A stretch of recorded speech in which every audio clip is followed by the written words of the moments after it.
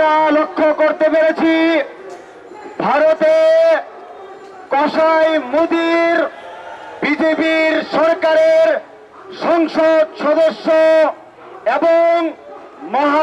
এবং রামগিরি মহারাজ রাসূলুল্লাহ সাল্লাল্লাহু আলাইহি ওয়াসাল্লাম, যিনি আমাদের বিশ্ব মুসলিমের প্রাণ পুরুষ বিশ্বনবী হযরত মুহাম্মদ সাল্লাল্লাহু আলাইহি ওয়াসাল্লাম কে নিয়ে তারা কটূক্তি করেছে।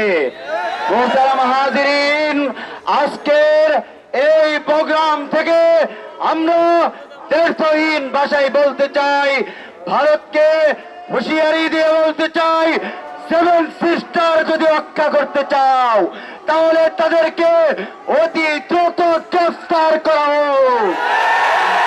অন্যথায় যেমনই ভাবে গত কয়েকদিন যাবৎ আমরা দেখতে পাচ্ছি ভারতে মুসলমানদের রক্তক্ষরণ হচ্ছে, বিশ্বের মুসলমানদের রক্তক্ষরণ হচ্ছে, ভারতে মুসলমানরা রাস্তায় নেমে এসেছে, ঠিক তেমনি ভাবে সারা বিশ্বের মানুষ বাংলাদেশের মতো রাস্তায় নেমে এসে নবীর প্রেমে রক্ত দিতে প্রস্তুত।